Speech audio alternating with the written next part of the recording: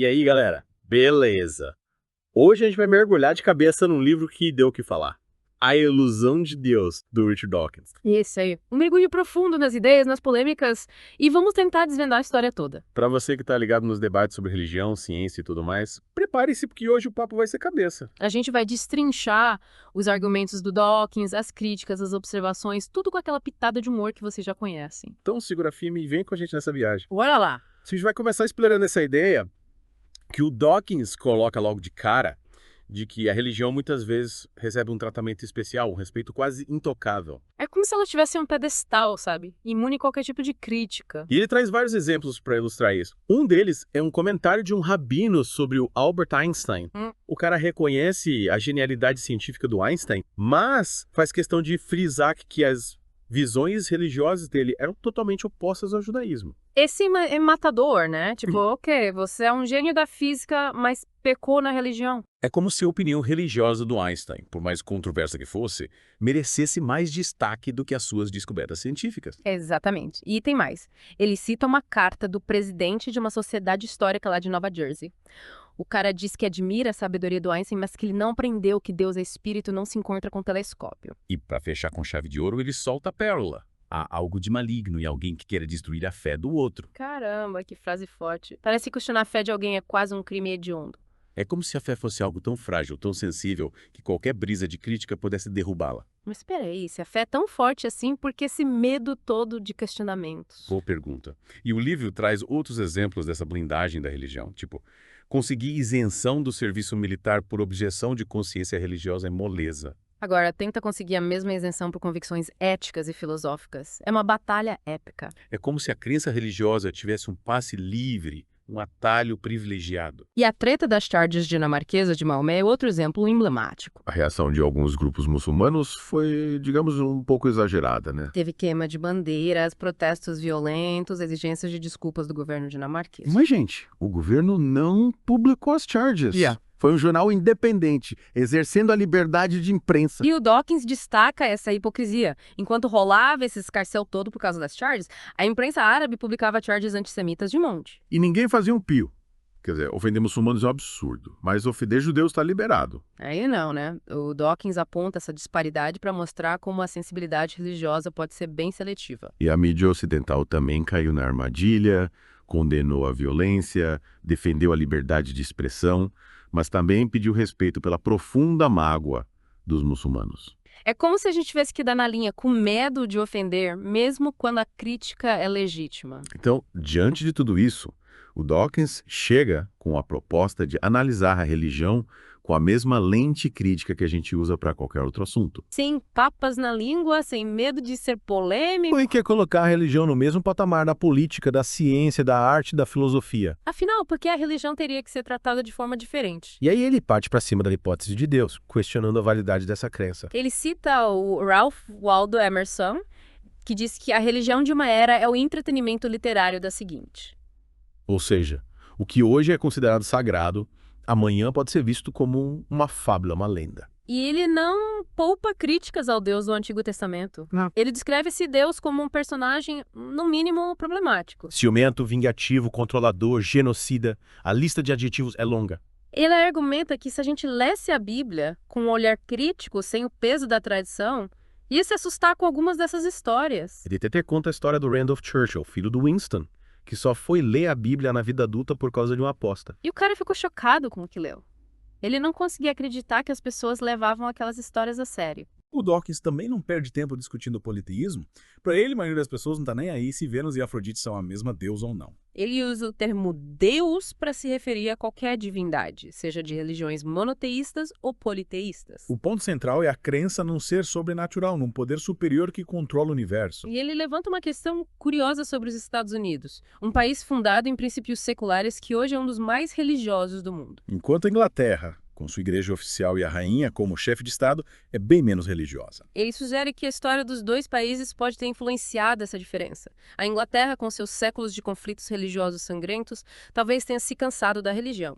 Já os Estados Unidos, sendo um país de imigrantes, encontraram na igreja um ponto de união, um senso de comunidade. Ele cita o escritor E. M. Forster, que observou que o típico vigário simpático do campo inglês acabou vacinando muita gente contra o cristianismo. É como se a familiaridade com a religião tivesse gerado um certo ceticismo, uma descrença. E ele argumenta que os pais fundadores do ZWA eram, em sua maioria, secularistas convictos. Eles acreditavam na separação entre igreja e Estado. Imagino que eles diriam se vissem os 10 mandamentos expostos em prédios públicos hoje em dia. Provavelmente teriam um ataque cardíaco. E o Dawkins menciona o Tom Flynn, editor da revista Free Inquiry, que faz um chamado para que os ateus se unam e comecem a exercer seu peso político. Afinal, os ateus representam uma parcela significativa da população, mas muitas vezes são silenciados ou ignorados. E ele conta uma história bem perturbadora sobre um policial que tentou intimidar um grupo de ateus que protestavam pacificamente contra um curandeiro. Isso mostra como a intolerância religiosa ainda está presente, mesmo em países que se consideram livres e democráticos.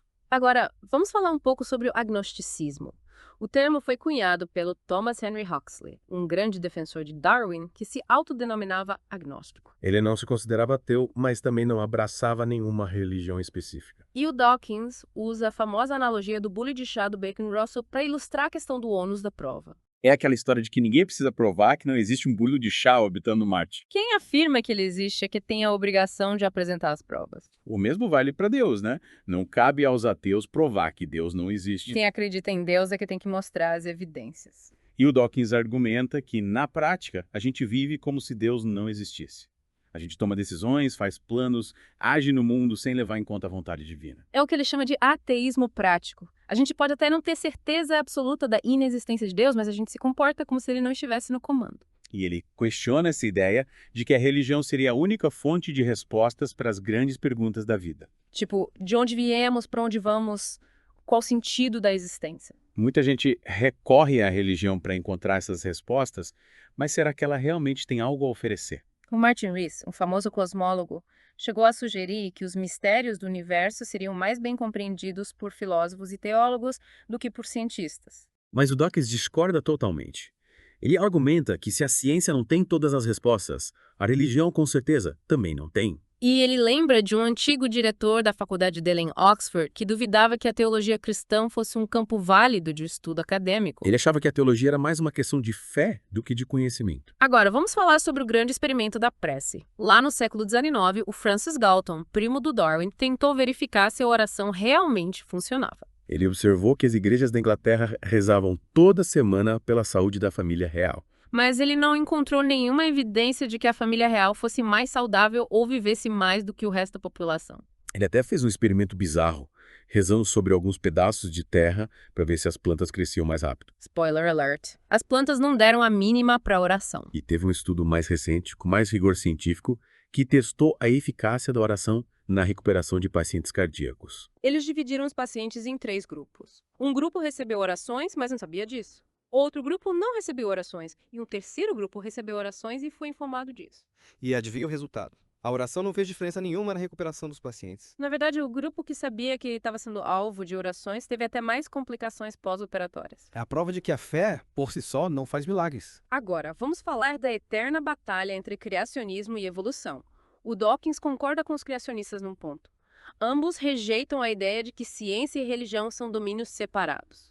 Os criacionistas não querem que a religião fique confinada ao mundo espiritual. Eles querem que suas crenças sejam consideradas explicações científicas válidas. E eles usam táticas bem questionáveis para tentar emplacar essa ideia. Tipo, em julgamentos sobre o ensino do criacionismo nas escolas, eles adoram convocar cientistas evolucionistas que também são ateus para depor. A estratégia é tentar descredibilizar o cientista por causa do seu ateísmo, como se isso invalidasse o seu conhecimento científico. É como se eles dissessem, você é ateu, então sua opinião sobre evolução não vale nada. O Dawkins menciona que o próprio nome dele já foi usado dessa forma em debates e processos judiciais. Uma tática bem baixa, né? Tentar desviar o foco da evidência científica para atacar o caráter do cientista. E ele cita a famosa frase do J.B.S. Haldane sobre como a teoria da evolução poderia ser falsificada. Fósseis de coelho no pré-cambriano.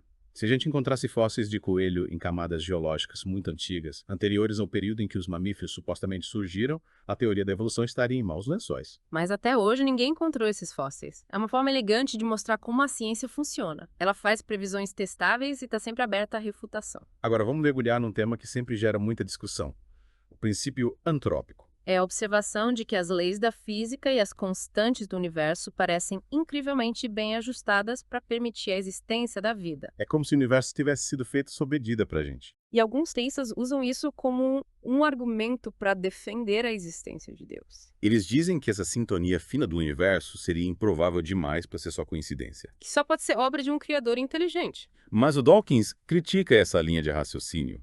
Ele acha que invocar Deus para explicar a complexidade do universo não simplifica nada. Na verdade, só adiciona mais uma camada de mistério à equação. Ele questiona por que Deus criaria um universo tão vasto e, em grande parte, inóspito para a vida. Se a intenção era criar a humanidade, por que tanto desperdício de espaço e energia? E o Dawkins usa o termo chutzpah para descrever a audácia dos teístas em afirmar que Deus é a explicação mais simples para tudo. Ele argumenta que a hipótese de um Deus onipotente, onisciente, é, na verdade, a mais complexa e inexplicável de todas. Agora, vamos falar do controverso Prêmio Templeton.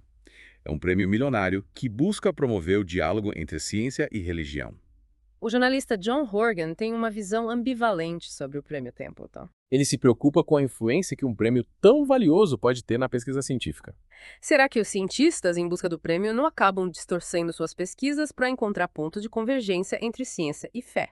E ele menciona o discurso de aceitação do prêmio pelo Freeman Dyson, que fez uma conexão polêmica entre o ateísmo e figuras como Hitler e Stalin. O Dawkins ficou bem irritado com essa fala que ele considera uma distorção histórica. Associar o ateísmo a regimes totalitários é uma tática barata para demonizar quem não acredita em Deus. E o tamanho do Prêmio Templeton, maior que o próprio Nobel, levanta questões sobre a influência que a Fundação Templeton pode ter no discurso público sobre ciência e religião. Mudando de assunto, vamos falar sobre a seleção natural. A ideia básica é que a seleção natural favorece características que aumentam as chances de sobrevivência e reprodução. E isso nem sempre significa características úteis no sentido prático. A cauda do pavão, por exemplo, é um trambolho que só serve para atrair as fêmeas. Mas como ela aumenta o sucesso reprodutivo do macho, a seleção natural a mantém. Outro exemplo é o pássaro cetim, que constrói ninhos elaborados com objetos coloridos para impressionar as fêmeas. É como se ele estivesse criando uma obra de arte para garantir a perpetuação dos seus genes. E tem o hábito estranho de alguns pássaros de esfregar formigas nas penas. Os cientistas ainda não sabem ao certo qual a função desse comportamento, mas ele deve ter algum benefício evolutivo. Se não tivesse, a seleção natural já teria eliminado essa prática. Agora, a grande pergunta: se a seleção natural molda os organismos para sobrevivência e reprodução, por que a religião é tão universal? Afinal, qual a vantagem evolutiva de acreditar em Deus? O Dawkins descarta explicações simplistas, como a ideia de que a religião serve para satisfazer a curiosidade humana ou para oferecer consolo em momentos difíceis. Ele busca uma explicação mais profunda e enraizada na nossa história evolutiva. O próprio Darwin especulou sobre a seleção de grupo, a ideia de que grupos mais altruístas e cooperativos teriam mais chances de sobreviver. Mas essa teoria é controversa e não explica completamente a persistência da religião. Então, se a religião não é um produto direto da seleção natural, será que ela poderia ser um efeito colateral da nossa evolução? Um subproduto de mecanismos cerebrais que evoluíram para outras funções, mas que acabaram criando essa predisposição à crença. O Dawkins explora essa hipótese. Ele usa a analogia da mariposa que se joga na luz artificial. A mariposa evoluiu para se guiar pela luz da lua, mas a luz artificial a confunde e a leva para a morte. Da mesma forma, a religião poderia ser um erro, um desvio de rota causado por mecanismos cerebrais que originalmente eram benéficos. Ele conta uma história pessoal sobre um sermão que ouviu na escola que glorificava a obediência cega dos soldados. Na época, ele viu isso como uma virtude, mas depois percebeu o perigo dessa submissão irracional à autoridade. E a gente sabe que as crianças são programadas para acreditar nos adultos, nos pais, nos líderes. Isso faz sentido do ponto de vista evolutivo. A criança precisa confiar nos mais velhos para aprender sobre o mundo e sobreviver. Mas essa credulidade infantil também nos torna vulneráveis à manipulação, à doutrinação. A gente fica mais suscetível a acreditar em coisas sem questionar, mesmo que sejam absurdas ou perigosas. E a psicologia evolutiva sugere que o nosso cérebro é uma coleção de módulos especializados, cada um com sua função específica. A religião poderia ser um curto-circuito nesses módulos, um efeito colateral da nossa capacidade de pensar, de socializar, de atribuir significado ao mundo. O psicólogo Paul Bloom, por exemplo, argumenta que a tendência natural das crianças ao dualismo mente-corpo as torna mais propensas a acreditar em almas, espíritos e outras entidades sobrenaturais. É como se a gente já nascesse com uma certa predisposição a dividir o mundo entre material e imaterial. E tem a tal da teleologia infantil, a mania das crianças de achar que tudo tem um propósito, um porquê. Elas perguntam por quê, o tempo todo, buscando uma explicação final para tudo. Essa busca por significado pode levar à crença num Criador, num Ser Supremo, que teria um plano para tudo e para todos. O filósofo Daniel Dennett tem uma ideia ainda mais radical. Ele sugere que a irracionalidade da religião pode ser um subproduto do nosso mecanismo cerebral para paixão romântica. É sério, ele argumenta que a gente é capaz de amar perdidamente, mesmo sabendo que o amor pode ser cego e ilusório. Que talvez os mesmos mecanismos cerebrais que nos permitem amar também nos tornem suscetíveis a outras formas de crença irracional, como a fé religiosa. Agora, vamos falar da teoria dos memes. A ideia central é que as crenças religiosas se espalham como vírus mentais, de mente para mente. É como se fossem unidades de informação cultural que se autorreplicam e competem por espaço nas nossas cabeças. E os memes mais bem-sucedidos, os que se espalham com mais facilidade, são aqueles que apelam aos nossos medos, desejos e instintos básicos. Por exemplo, a promessa de vida após a morte é um meme poderoso que oferece conforto e esperança diante da inevitabilidade da morte. A crença num paraíso celestial, onde reencontraremos nossos entes queridos, é um grande atrativo para muita gente. Já a ameaça do inferno, com suas torturas eternas, é um meme que explora o medo do desconhecido, da punição divina. E tem a ideia de que a fé em si é uma virtude, que devemos acreditar sem questionar, mesmo diante da falta de evidências. Esse meme incentiva a submissão à autoridade religiosa, a aceitação passiva de dogmas e doutrinas. O Dawkins argumenta que as religiões organizadas, com suas estruturas hierárquicas, seus rituais elaborados e seus textos sagrados, são como máquinas de propagação de memes. Elas criam um ambiente propício para que esses vírus mentais se espalhem e infectem novas mentes. E ele usa os cultos de carga como exemplos de complexos de memes em rápida evolução. Esses cultos surgiram em ilhas do Pacífico, após o contato com soldados americanos durante a Segunda Guerra Mundial. Os nativos, impressionados com a tecnologia e a abundância de bens materiais dos americanos, criaram rituais e crenças na esperança de atrair de volta os cargueiros com seus presentes mágicos. É como se eles tivessem criado uma nova religião baseada na crença de que a tecnologia ocidental era uma forma de magia. E esses cultos se espalharam rapidamente, incorporando novos elementos e se adaptando às circunstâncias locais. É um exemplo fascinante de como as ideias religiosas podem evoluir e se transformar ao longo do tempo. Agora, vamos abordar a questão da moralidade. De onde vem a nossa noção de certo e errado? Será que a gente precisa da religião para sermos pessoas boas? Muita gente acredita que a moralidade é um presente divino, um conjunto de regras reveladas por Deus para guiar o nosso comportamento. Mas o Dawkins argumenta que a moralidade é muito mais antiga que a religião. Ele acredita que a nossa capacidade de cooperar, de sentir empatia, de se preocupar com o bem-estar dos outros, tem raízes na nossa história evolutiva. Afinal, os humanos são animais sociais. A gente precisa viver em grupo para sobreviver. E a cooperação é essencial para que o grupo funcione bem. Sem cooperação, sem altruísmo, sem senso de justiça, o grupo se desintegra. E os indivíduos que não se adaptam às regras do grupo, que não cooperam, que agem de forma egoísta, tendem a ser excluídos ou punidos. A seleção natural, nesse sentido, teria favorecido os indivíduos mais cooperativos, mais altruístas, mais justos. E a religião, com seus códigos morais, seus mandamentos, seus profetas, seus líderes espirituais, teria surgido depois, como uma forma de codificar e fortalecer esses impulsos morais inatos. Mas o Dawkins destaca que a moralidade religiosa nem sempre é tão moral assim. E ele aponta várias passagens da Bíblia que, sob a ótica moderna,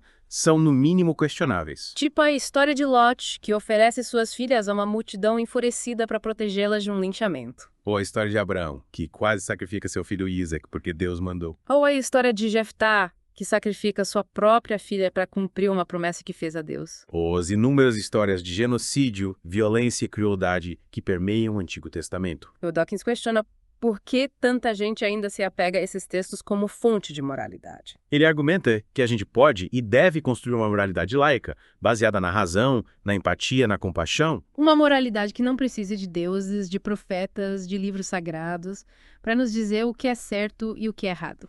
E ele cita o Steven Weinberg, um físico famoso, que disse: a religião é um insulto à dignidade humana. Com ou sem ela, você teria pessoas boas fazendo coisas boas e pessoas más fazendo coisas más. Mas para pessoas boas fazerem coisas más, é preciso religião. Forte, né? Ele está dizendo que a religião pode ser usada para justificar atos terríveis, atos que a nossa própria consciência moral jamais aprovaria. E o Dawkins argumenta que a religião, por sua natureza tribalista, pode aumentar a hostilidade entre grupos. A gente tende a ver quem compartilha a nossa fé como irmãos, como parte do nosso grupo. E que tem uma crença diferente é visto como um forasteiro, um infiel, um inimigo. Essa divisão entre nós e eles pode levar a conflitos, a preconceito, a discriminação. E ele cita o exemplo da Índia, onde a violência religiosa entre hindus e muçulmanos é um problema crônico. A religião, nesse contexto, atua como um amplificador de conflitos, exacerbando as tensões entre grupos. E ele destaca a hipocrisia de muitos líderes religiosos, que pregam o amor ao próximo, mas na prática semeiam a divisão e o ódio. Ele conta a história de um grupo de batistas que tentou calcular quantos moradores do Alabama iriam para o inferno. Eles criaram uma fórmula bizarra, baseada em dados demográficos e estatísticas de frequência à igreja. É de cair o queixo.